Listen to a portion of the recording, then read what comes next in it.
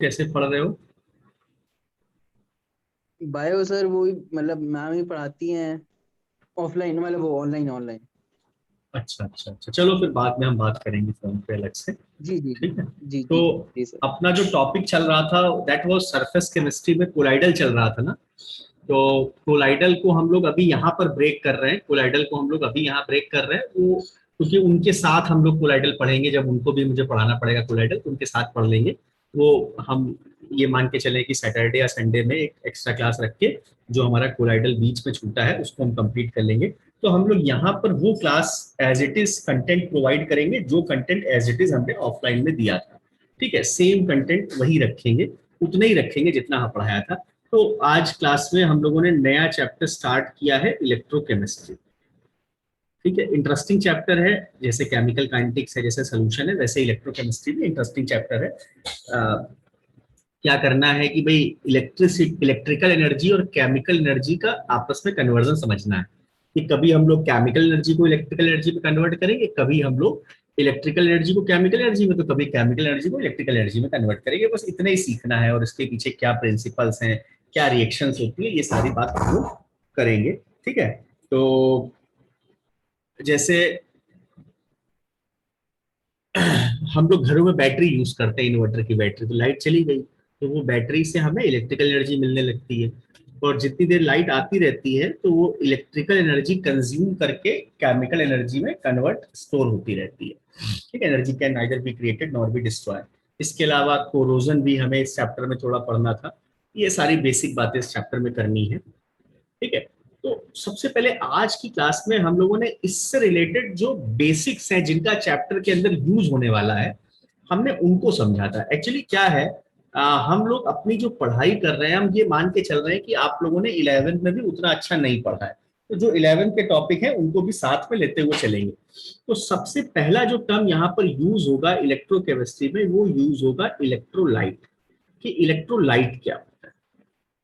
सबसे पहला जो टर्म यूज होगा वो इलेक्ट्रोलाइट। हमने दो तीन चीजें अगर समझ ली तो हम पूरा चैप्टर अच्छे से समझ लेंगे। जैसे पहला है इलेक्ट्रोलाइट। इलेक्ट्रोलाइट समझते हैं। ठीक है, क्योंकि बार बार इलेक्ट्रोलाइट का जिक्र होगा जो हम लोग बैटरी में यूज करेंगे एज ए सब्सटेंस जिसमें रिडक्शंस करानी है, वो इलेक्ट्रोलाइट के टर्म्स में होंगी सारी बातें। तो इलेक्ट्रोलाइट का मतलब क्या है? इलेक्ट्रोलाइट मतलब जो सब्सटेंस आयन से बने हों या which can dissociate into ion, ये सब हम लोग जानते हैं। which can dissociate which can dissociate into ion in their aqueous solution, मतलब पानी में घोलने पर, in their aqueous solution, या फिर molten state। molten का मतलब क्या होता है?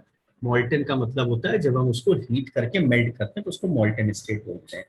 तो इलेक्ट्रोलाइट वो सब्सटेंस है जिनको हम आयंस में डिसोसिएट कर सकते हैं, ब्रेक कर सकते हैं पानी में घोलने पर या फिर molten स्टेट में। ठीक है, इलेक्ट्रोलाइट पूरा इलेक्ट्रोकेमिस्ट्री में अगर बात होगी तो इलेक्ट्रोलाइट के टर्म्स में सारी बात होगी, इसलिए थोड़ा सा इसको बेसिक समझ रहे हैं हम लोग। अदरवाइज ये क्लास 11th में भी हमने पढ़ रखा था। दो तरीके के इलेक्ट्रोलाइट होते हैं, स्ट्रॉन्ग और वीक। बहुत सारी चीजें हैं जो हमें यहाँ पर जरूरत नहीं हो सकता चैप्टर में ना पूछी जाए, लेकिन अगर कोई टर्म इस्तेमाल हो रहा है तो उसको पूरी तरीके से समझना जरूरी है। स्ट्रॉन्ग इलेक्ट्रोलाइट और दूसरा होता है वीक इलेक्ट्रोलाइट। आधा अधूरा ज्ञान लेके कोई फायदा नहीं है ना। अब तो वैसे भी दो पार्ट में बोर्ड का पेपर अगर आएगा 50% 50%, तो पूरा चैप्टर को निचोड़ लेंगे आप, ये समझ लीजिए। अभी तक तो क्या होता था, एक ही पेपर आता था, 20 22 25 क्वेश्चन होते थे। इंपॉर्टेंट क्वेश्चंस आने के चांसेस ज्यादा रहते थे कि ये इंपॉर्टेंट है तो ये आएगा, ये इंपॉर्टेंट है ये आएगा। अब तो निचोड़ लेंगे वो पूरा चैप्टर, मतलब हर एक चीज पूछ लेंगे आपसे। तो वो समय चला गया इंपॉर्टेंट वाला। अब स्कोर करने के लिए हमें पूरा अच्छे से पहले भी पढ़ना पड़ता था, 2 3 4 साल से, इसके पहले का पैटर्न अलग था। तो स्ट्रॉन्ग इलेक्ट्रोलाइट और वीक इलेक्ट्रोलाइट। स्ट्रॉन्ग इलेक्ट्रोलाइट क्या होते हैं?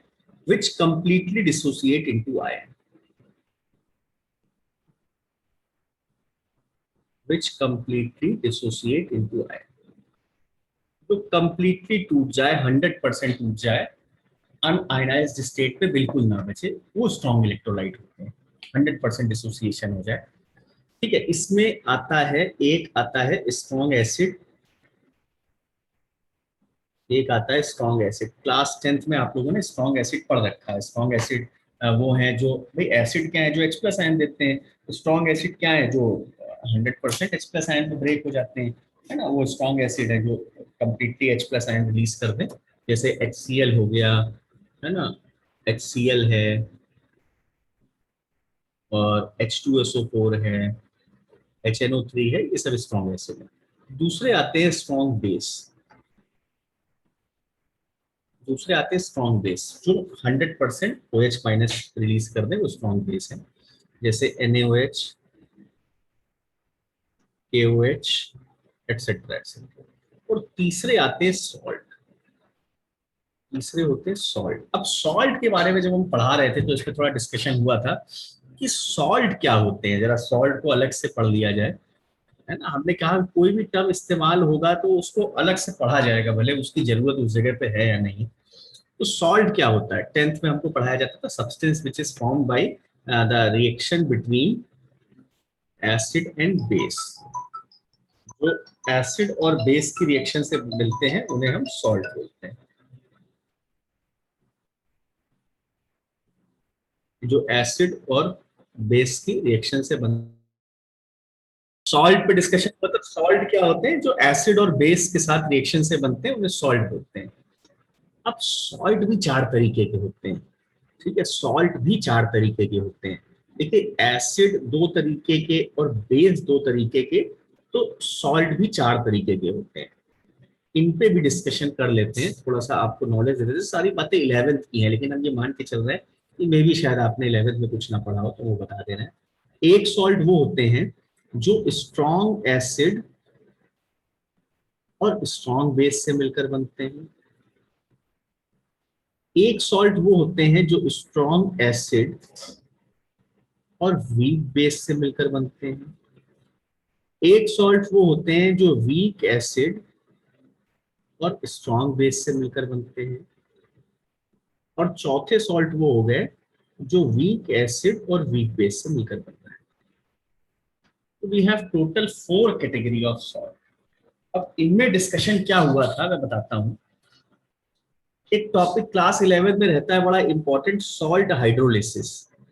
उसको भी थोड़ा बता देते हैं, सॉल्ट हाइड्रोलिसिस। फिलहाल उसकी यहाँ पे जरूरत नहीं है, लेकिन जब सॉल्ट की चर्चा हो रही है तो पूरा बताना जरूरी है। सॉल्ट हाइड्रोलिसिस, सॉल्ट हाइड्रोलिसिस का मतलब होता है कि जब हम सॉल्ट को वाटर में डिसॉल्व करते हैं तो क्या सॉल्ट उस वाटर के पीएच को चेंज कर पाता है या नहीं कर पाता है। जैसे अगर हम एक एग्जांपल लें स्ट्रॉन्ग एसिड और स्ट्रॉन्ग बेस का सॉल्ट, स्ट्रॉन्ग एसिड और स्ट्रॉन्ग बेस का सॉल्ट, जैसे NaCl है। NaCl क्यों है? क्योंकि ये सॉल्ट किससे मिलकर बन रहा है? NaOH और HCl से। ठीक है, मैं अलग लिख देता हूँ, थोड़ा यहाँ स्क्रीनशॉट लेने में तकलीफ रहेगी आप लोगों को। तो पहला सॉल्ट है, पहली कैटेगरी है स्ट्रॉन्ग एसिड और स्ट्रॉन्ग बेस से मिलकर बनने वाला सॉल्ट।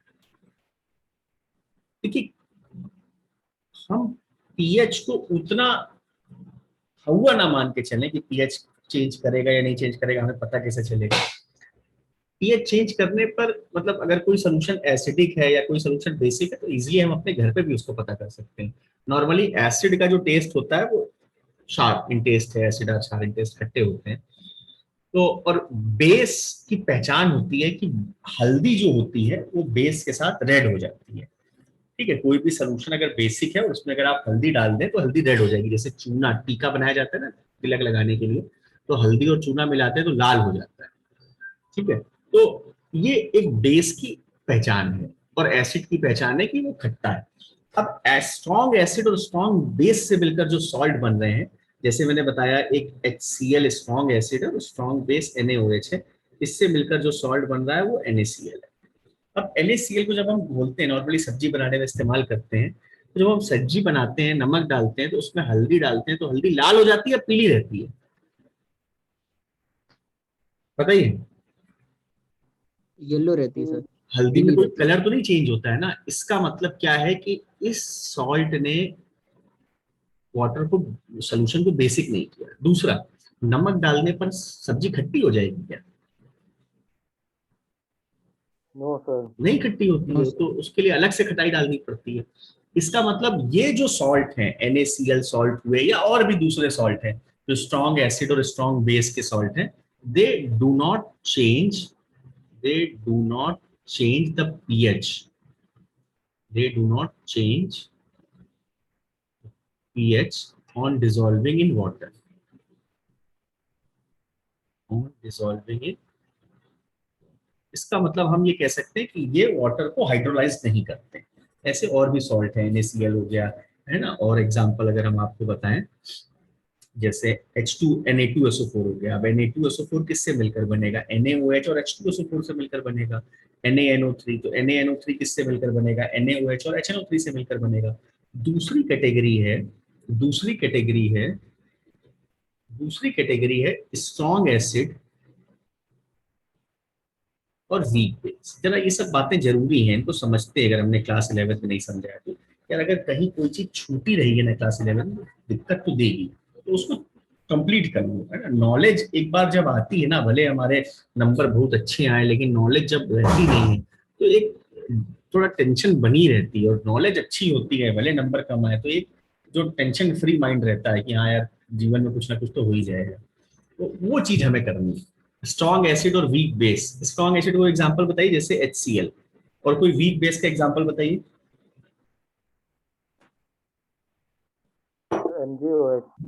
MgCl2। अरे भाई मेरे, बेस तो सबसे पहली पहचान होती है कि बेस क्या होते हैं, जो OH माइनस देते हैं। तुम्हारे MgCl2 में तो OH माइनस है ही नहीं। कृपया करके ऐसा ना करें, कोई ऐसा बेस बताएं जिसमें OH भी हो। तो बेस क्या है, जल्दी बताओ भाई। MgOH। नहीं नहीं बेटा, MgOH नहीं होता। MgOH वोल्टवाइज होगा, क्योंकि Mg पे +2 चार्ज होता है और OH पे -1 होता है। ये भी सब चीजें सीखनी है।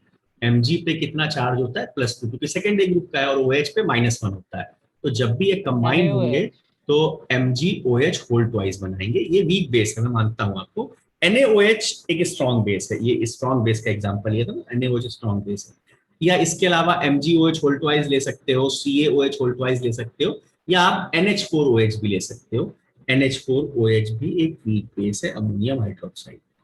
जब इसकी रिएक्शन होगी तो एसिड और बेस में से क्या होता है, H+ और OH- मिलकर वाटर बना लेते हैं, और बाकी एसिड का आयन, एनायन, और बेस का कैटायन आपस में जुड़ जाएगा, तो ये बना लेगा NH4Cl। NH4Cl, NH4+Cl- या NH4Cl। ठीक है। इसीलिए अगर आप लोग कभी 11th में, अभी लैब तो गए नहीं होंगे शायद, बाद में चर्चा करेंगे, अदरवाइज फिर बहुत ज्यादा चीजें इधर उधर हो जाएंगी। NH4Cl और H2O, ये NH4Cl जो सॉल्ट है, ये सॉल्ट है स्ट्रॉन्ग एसिड और वीक बेस से मिलकर बनने वाला सॉल्ट। अब जब हम इसको पानी में घोलेंगे तो जरा इसका नेचर देखेंगे, जरा क्या होगा, क्या ये पानी के पीएच को चेंज करेगा या नहीं करेगा, जरा समझते हैं। देखिए NH4Cl किस में टूटता है? जब आप इसको पानी में घोलोगे तो किस में टूटेगा? NH4+ और Cl-। समझ में जहां बात ना आए बताते रहना, थोड़ा टॉपिक डाइवर्ट हो रहा है, लेकिन समझ में ना आए तो बता देना। NH4Cl किस में टूटेगा? NH4+Cl- से आप इसको पानी में घोलोगे। और पानी में क्या होता है यार, पानी में कौन कौन से आयन मौजूद होते हैं? H+ और OH- पहले से मौजूद होते हैं। अब एक बात बताओ, पानी में H+ और OH- में बराबर होते हैं या कम ज्यादा होते हैं? Equal number. क्या चीज बेटा? इक्वल होंगे ना। इक्वल होंगे क्योंकि पानी तो न्यूट्रल होता है, पानी तो न्यूट्रल होता है, तो तभी तो H+ और OH- क्या होंगे? बराबर होंगे। बात समझे ना। तो वाटर में H+ और OH- बराबर होते हैं, इसी वजह से वो न्यूट्रल स्पीसीज है। अब ये NH4+ क्या करता है? वाटर के OH- को पकड़ेगा और इसका Cl- वाटर के H+ को पकड़ेगा, ये बना लेगा NH4OH और ये बना लेगा HCl। अच्छा, HCl एक स्ट्रॉन्ग एसिड है, तो ये फिर से टूट जाता है किसमें? H+ और Cl- में। तो ये Cl- ने जितने H+ लिए थे पानी से, उतने वापस कर दिए, पानी को फिर से वापस कर दिए। जबकि NH4+ जितने वाटर से OH लेता है, ये वापस नहीं कर पाता है, क्योंकि ये बन गया वीक बेस, ये 100% आयनाइज नहीं होगा। तो वाटर में से कुछ OH- कंज्यूम हो गए, कुछ कम हो गए। पहले दोनों बराबर बराबर थे, अब कुछ कम हो गए, यानी H+ ज्यादा हो गए, और H+ ज्यादा हो गए तो हम ये कह सकते हैं resulting solution will be acidic. ठीक है, तो ये हम कह सकते हैं कि resulting solution will be acidic.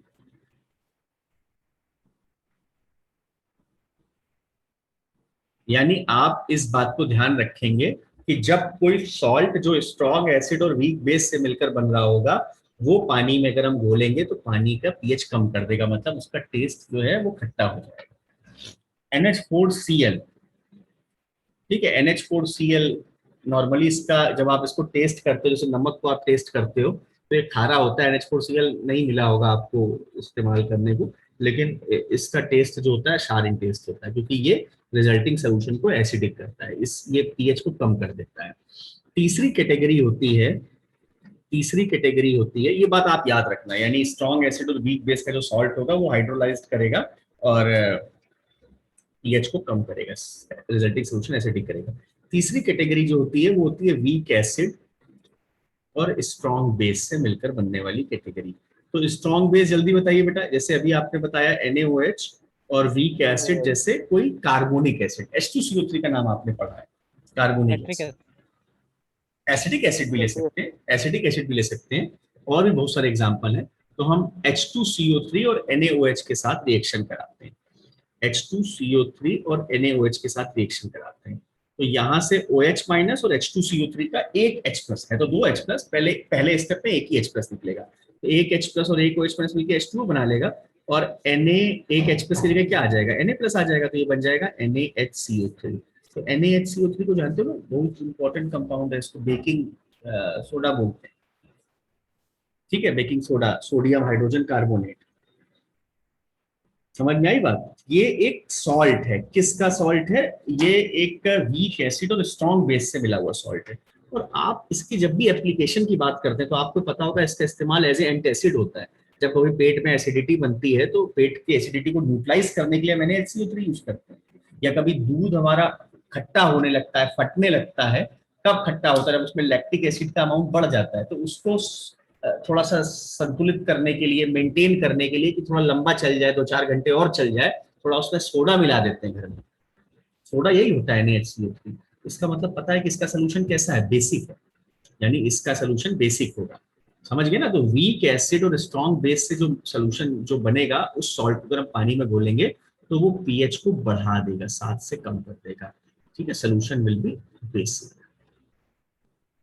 ये बात हमने सीखी, आज पता चला हमको, शायद आप लोगों में से कई लोगों को ये बात पहले से पता हो कि NaHCO3 as a antacid use होता है, बेसिक होता है, लेकिन क्यों होता है ये बात हमको आज पता चला।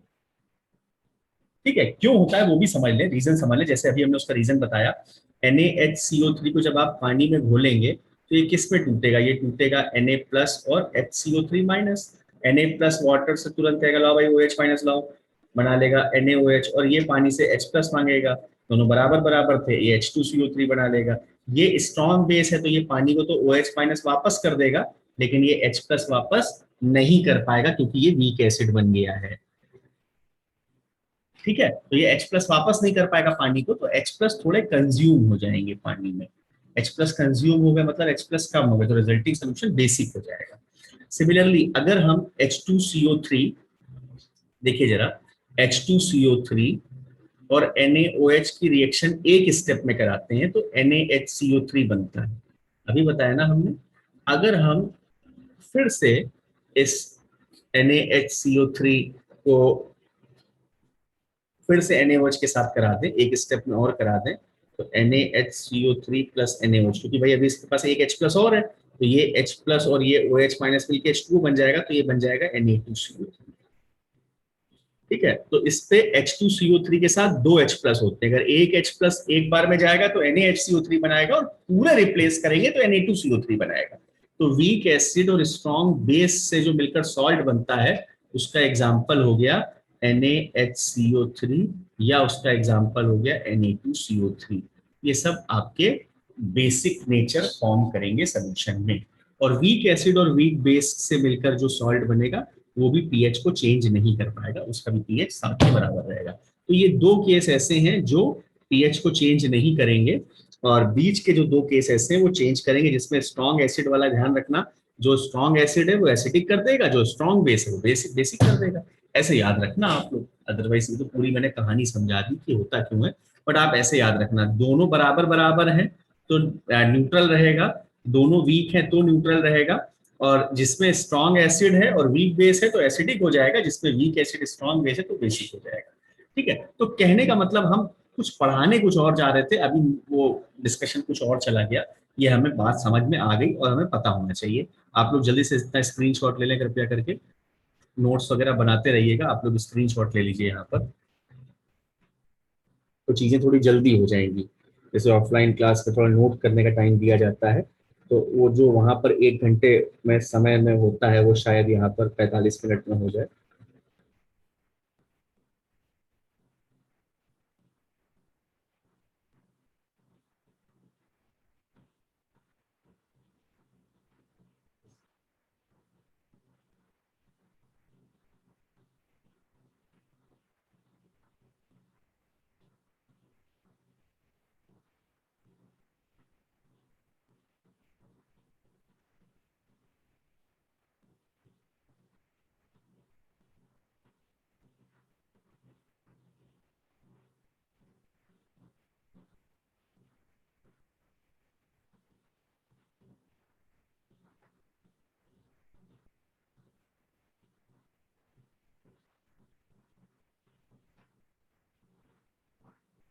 हो गया बेटा, आगे बढ़े। हाँ, इसके यस ऊपर सर। वाला बता दे रहे हैं, इसके ऊपर तो पहुंच ही रहे हैं। देखिए, तो हम लोग कह रहे थे कि स्ट्रॉन्ग इलेक्ट्रोलाइट और वीक इलेक्ट्रोलाइट क्या होते हैं। जो मेन जो अपना डिस्कशन था वो यही था कि स्ट्रॉन्ग इलेक्ट्रोलाइट वो है जो 100% टूट रहे हैं, उसमें स्ट्रॉन्ग एसिड है और स्ट्रॉन्ग बेस है और सॉल्ट है। अब सॉल्ट 4 तरीके के होते हैं। जो सॉल्ट स्ट्रॉन्ग एसिड और स्ट्रॉन्ग बेस से मिलकर बनेगा, ठीक है, जो salt strong acid plus strong base से मिलकर बनेगा, वो सॉल्ट स्ट्रॉन्ग इलेक्ट्रोलाइट की कैटेगरी में आएगा। जैसे NaCl, Na2SO4, ठीक है, NaNO3, एक्सेट्रा एक्सेट्रा, ये सब स्ट्रॉन्ग इलेक्ट्रोलाइट की कैटेगरी में आएंगे। दे विल कंप्लीटली डिसोसिएट और 100% डिसोसिएट। वीक इलेक्ट्रोलाइट में क्या होते हैं, जो 100% नहीं टूटते हैं, विच डू नॉट 100% डिसोसिएट, या which partially dissociate, which do not completely dissociate, कुछ भी लिख सकते हो, which do not completely dissociate, ठीक है। इसमें आपके आते हैं इस वीक एसिड और वीक बेस। वीक एसिड में अभी आपने एग्जांपल देखा ऑक्जेलिक एसिड का, फॉर्मिक एसिड का, एसिटिक एसिड का। और वीक बेस में NH4OH हो गया, CaOH होल ट्वाइस हो गया, ये सब हो गया। और या फिर कुछ ऐसे सॉल्ट जो इन्हीं वीक एसिड और वीक बेस से मिलकर बनते हैं, इस टाइप के हो गए। तो ये कंप्लीट कंसेप्ट हो गया हमारा किस को लेके, ये कंप्लीट कंसेप्ट हो गया हमारा इलेक्ट्रोलाइट को लेके, क्योंकि इलेक्ट्रोलाइट का इस्तेमाल होना है। ठीक है, अब हम लोग इसमें एक दूसरी चर्चा और करेंगे, यहां पे हटा दे इतना,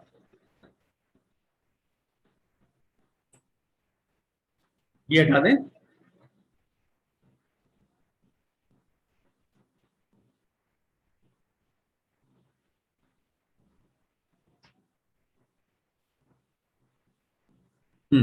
यस। ठीक है ठीक है ठीक है ठीक है, आगे बढ़ते हैं। इसके अलावा इस पूरे चैप्टर में जो रिएक्शंस होगी भाई, केमिकल रिएक्शन तो कोई ना कोई होगी ना, तो वो रिएक्शंस कौन सी होगी हमें वो भी समझना है।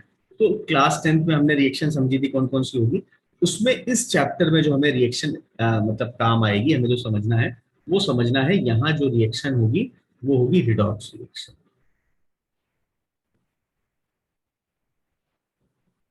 तो हमें यहाँ थोड़ा क्लास 11 का बेसिक नॉलेज रिडॉक्स रिएक्शन के बारे में भी होना चाहिए, क्योंकि हम यहाँ पर ये मान के चल रहे हैं कि आपने 11th में ज्यादा कुछ नहीं पढ़ा, इस हिसाब से हम आपको 12th में पढ़ा रहे हैं। ठीक है, रिडॉक्स रिएक्शन, कोई भी टॉपिक जो हमारे 12th के हैं वो डेफिनेटली क्लास 11 के आगे के हैं। जैसे सॉलिड स्टेट था तो क्लास 11 में स्टेट्स ऑफ मैटर का एक आगे का पार्ट था, सोल्यूशन भी स्टेट्स ऑफ मैटर का पार्ट था, तीसरा ये इलेक्ट्रोकेमिस्ट्री है। तो बेसिकली ये रिडॉक्स रिएक्शन का एक पार्ट है। अगर आपको याद हो तो रिडॉक्स रिएक्शन जब अगर आपने पढ़ा हो तो उसमें कुछ पार्ट था जो इलेक्ट्रोकेमिस्ट्री का था, जिसमें सीरीज थी और भी कुछ चीजें थी, EMF, E0, तो वो सब इसमें वापस सिखाया जाएगा। तो रिडॉक्स रिएक्शन क्या है, पढ़ा होगा आपने, वो reaction in which oxidation and reduction takes place simultaneously, ठीक है, आपने पढ़ा होगा। हाँ, ठीक है, very good. In which oxidation, जिसमें ऑक्सीडेशन भी हो रहा हो और जिसमें रिडक्शन भी हो रहा है, in which oxidation and reduction takes place simultaneously. एक साथ क्यों होता है अभी चर्चा करेंगे, बताएंगे। अकेला ना कभी ऑक्सीडेशन होता है ना अकेला कभी रिडक्शन होता है। क्लास 10th में आपने ऑक्सीडेशन के बारे में पढ़ रखा है, तो क्या होता है, एडिशन ऑफ ऑक्सीजन ठीक है। दूसरा रिमूवल ऑफ हाइड्रोजन, ठीक है, या फिर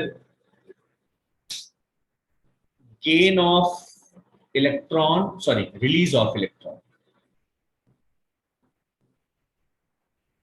release of electron, release of electron, यहां उल्टा हो जाएगा एडिशन ऑफ हाइड्रोजन रिडक्शन में, या फिर रिमूवल ऑफ ऑक्सीजन, या फिर गेन ऑफ इलेक्ट्रॉन। या अगर हम ऑक्सीडेशन स्टेट के टर्म्स में बात करें तो reduce in oxidation state, reduce in oxidation state. अगर ऑक्सीडेशन स्टेट घट रही है तो रिडक्शन हो रहा है, और ऑक्सीडेशन स्टेट बढ़ रही है तो ऑक्सीडेशन हो रहा है, increase in oxidation state. Example समझते हैं, एग्जाम्पल समझते हैं। जैसे हमने बोल दिया यहाँ पर Fe से अगर Fe+2 बन रहा है, Fe से अगर Fe+2 बन रहा है, तो Fe से Fe+2 कैसे बनेगा भाई? पॉजिटिव चार्ज कब आता है? जब इलेक्ट्रॉन निकालते हैं एटम से, तो 2 यूनिट पॉजिटिव चार्ज आया, इसका मतलब 2 इलेक्ट्रॉन हमने निकाले हैं। तो देखिए रिलीज ऑफ इलेक्ट्रॉन हुआ ना, तो इस मतलब बेस पे हम कह सकते हैं कि यहाँ एक ऑक्सीडेशन चल रहा है। या इंक्रीज इन ऑक्सीडेशन स्टेट, तो Fe के ऊपर अभी चार्ज 0 है, मतलब वो आइसोलेटेड स्टेट में है, तो उसकी ऑक्सीडेशन स्टेट 0 है। बट यहाँ क्या हो गया, 2 यूनिट मतलब पॉजिटिव चार्ज है, तो कोई भी मोनो एटॉमिक आयन में जितना चार्ज होता है वही उसकी ऑक्सीडेशन स्टेट होती है। तो यहाँ 0 से +2 हो गया, मतलब इंक्रीज हो रही है, तो भी हम कह सकते हैं यहाँ पर ऑक्सीडेशन चल रहा है। दूसरा Cu+2 से क्या बन रहा है? Cu+2 से Cu हो रहा है, ठीक है। अगर मान लिया ऐसा हो रहा है, तो +2 से 0 कब आएगा? जब यहाँ पर 2 इलेक्ट्रॉन गेन करेंगे, तो हम गेन के बेसिस पे कह सकते हैं कि यहाँ रिडक्शन हो रहा है। या फिर 2 यूनिट पॉजिटिव चार्ज जो है यहाँ पर, ऑक्सीडेशन स्टेट 2 है, +2 है, और यहाँ 0 है, तो +2 से 0 मतलब रिड्यूस हो गया ऑक्सीडेशन स्टेट, तो रिडक्शन हो गया। तो यहाँ हो गया ऑक्सीडेशन और यहाँ हो गया रिडक्शन।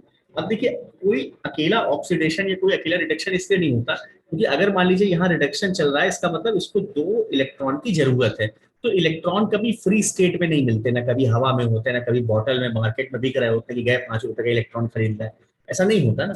तो किसी को इलेक्ट्रॉन तभी मिलेंगे जब कोई इलेक्ट्रॉन रिलीज करेगा। तो गेन ऑफ इलेक्ट्रॉन तभी पॉसिबल है जब कोई इलेक्ट्रॉन रिलीज करेगा। जब तक इलेक्ट्रॉन रिलीज नहीं होंगे गेन नहीं होगा, ठीक है। तो इसलिए ऑक्सीडेशन होगा तभी रिडक्शन होगा, बिना ऑक्सीडेशन के रिडक्शन नहीं हो सकता। और जब तक रिडक्शन नहीं होगा, इलेक्ट्रॉन की डिमांड नहीं होगी, तब तक कोई अपने इलेक्ट्रॉन लूज नहीं कराएगा। भाई किस लिए लूज कराएगा?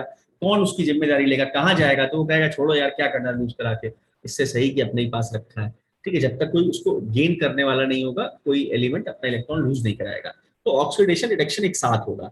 तो जैसे अगर हम इसको ऐड कर दें, इन दोनों रिएक्शन को ऐड कर दें, इन दोनों रिएक्शन को ऐड कर दें, Fe से क्या बन रहा है? Fe+2 बन रहा है। और Cu+2 से क्या बन रहा है? बाई लूजिंग 2 इलेक्ट्रॉन, और वो 2 इलेक्ट्रॉन गेन करके Cu+2 किस में कन्वर्ट हो गया?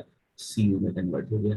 तो यहां हुआ ऑक्सीडेशन और यहां हुआ रिडक्शन, ठीक है। और इस रिएक्शन को दोनों को जब हम ऐड कर देंगे, दोनों को ऐड कर देंगे, तो देखिए 2E से 2E ये कट जाएंगे, तो ये बन जाएगी Fe+Cu+2 गिव्स Fe+2+Cu, और इस रिएक्शन को हम बोलेंगे redox reaction, in which both oxidation and reduction takes place simultaneously. अब यहाँ एक समझने वाली बात है, जरा इसको ध्यान देंगे, गौर करेंगे कि जब यहाँ ऑक्सीडेशन चल रहा था, तो ऑक्सीडेशन से 2 इलेक्ट्रॉन लूज हुए हैं, और उन 2 इलेक्ट्रॉन को गेन करके ये कॉपर रिड्यूस हुआ है।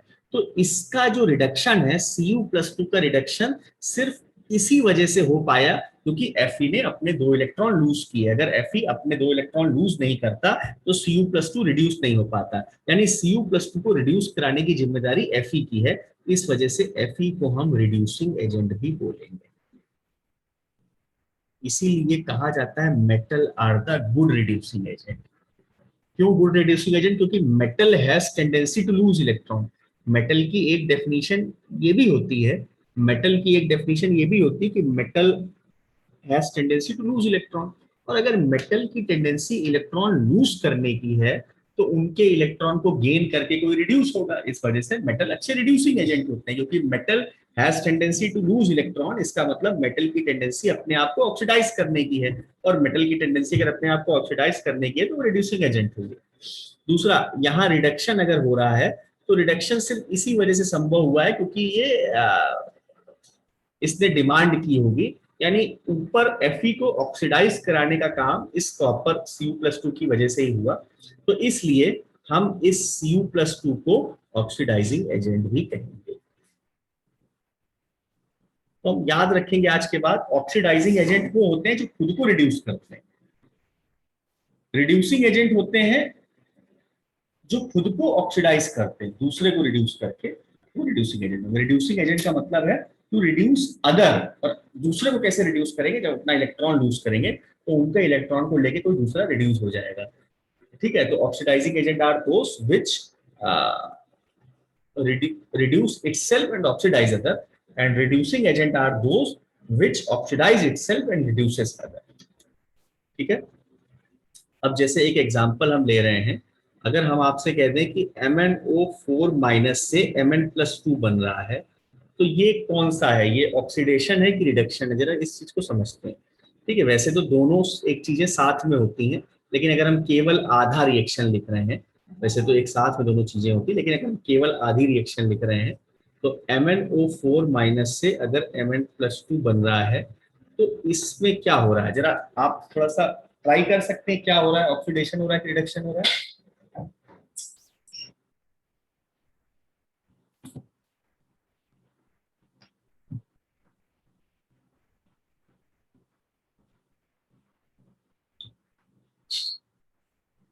मैम रिडक्शन हो रहा है। देखिए, अगर हम थोड़ी सी भी मतलब नॉर्मल बुद्धि लगाएं तो हमें ये पता चल रहा है कि यहाँ 4 ऑक्सीजन थे और यहाँ 4 ऑक्सीजन खत्म हो गए, यानी रिमूवल ऑफ ऑक्सीजन। और रिमूवल ऑफ ऑक्सीजन का मतलब, रिमूवल ऑफ ऑक्सीजन का मतलब रिडक्शन। ठीक है, दूसरा, अगर हम इलेक्ट्रॉन के टर्म्स में देखें तो जरा समझिए, मैंने इसीलिए पूछा आपसे। देखिए, इसकी ऑक्सीडेशन स्टेट इस वाले Mn की+2 है। समझिए, मैं बता रहा हूं, इस Mn की ऑक्सीडेशन स्टेट +2 है, लेकिन अब हमें इस पूरे MnO4 से मतलब नहीं है। ये -1 जो है, ये आप मत देखिएगा कि -1 से +2 हो रहा है, ऐसा नहीं है। -1 तो पूरे MnO4 में है ना, हमें सिर्फ Mn की ऑक्सीडेशन स्टेट से मतलब है ना। तो हम Mn की ऑक्सीडेशन स्टेट निकालेंगे x मान के, x+4, ऑक्सीजन की -2, मोस्टली ऑक्सीजन की -2 होती है, कुछ स्पेशल केसेस में -1 -1/2 होती है, वो अलग से बताई जाएगी आपको। -2 इज इक्वल टू -1, तो x बराबर क्या हो जाएगा, +7। तो यहाँ Mn की ऑक्सीडेशन स्टेट +7 है, O की -2 है, लेकिन पूरे की -1। ठीक है, तो हमें Mn से मतलब है ना, Mn की +7 है और वहां Mn की कितनी हो रही है, +2 हो रही है, यानी ऑक्सीडेशन स्टेट +7 से +2 रिड्यूस हो रहा है, तो ये रिडक्शन हो गया। और एक ये MnO4- पता है किससे आता है, ये KMnO4 से आता है, इसीलिए KMnO4 आपने कई जगह पढ़ा होगा, ये एक ऑक्सीडाइजिंग एजेंट होता है, कई जगह आपने पढ़ाई ऑक्सीडाइजिंग एजेंट होता है। क्यों, क्योंकि KMnO4 में जो MnO4- है वो खुद को रिड्यूस कर रहा है Mn+, कई जगह आपने पढ़ा होगा कि KMnO4 एक ऑक्सीडाइजर। ठीक है, अब हम आपको आज एक होमवर्क दे रहे हैं, क्वेश्चन दे रहे हैं, वो आप लोग कितना करके लाइएगा। 2 इक्वेशन दे रहे हैं, उनको बैलेंस करना होगा। एक MnO4- plus H2S gives Mn+2 plus S plus H2O, इसको बैलेंस करना होगा। और दूसरी इक्वेशन है Cr2O7- 2 plus Fe+2 plus H plus gives Cr+3 plus Fe+3 plus H2, इसको बैलेंस करना होगा। यहाँ भी H प्लस कर दो। ठीक है, तो आज की क्लास में इतना ही रखते हैं, तुरंत अभी मीटिंग भी जस्ट एंड होने वाली है। इतने ही टॉपिक मैंने आज की क्लास में डिस्कस किया था, जो मैंने आप लोगों के साथ शेयर किया। ठीक है, नेक्स्ट जब ऑफलाइन क्लासेस में जो भी और कंटेंट आएगा वो हम आपके साथ फिर से शेयर कर देंगे। ठीक है, इसमें आप लोग प्रैक्टिस करें, और क्लास 11 में थोड़ा सा रिडॉक्स का जो आपके पास टाइम मिले तो रिडॉक्स चैप्टर भी रिवाइज कर लें। ठीक है, जिससे हम लोग इलेक्ट्रोकेमिस्ट्री को और बेहतर तरीके से समझ सकें। जब रिडॉक्स अच्छे से आ जाएगा तो इलेक्ट्रोकेमिस्ट्री अच्छे से आ जाएगी। ठीक है, शुभ रात्रि, धन्यवाद। ठीक है, okay, thank you very much, bye. Thank you. Thank you sir, thank you sir.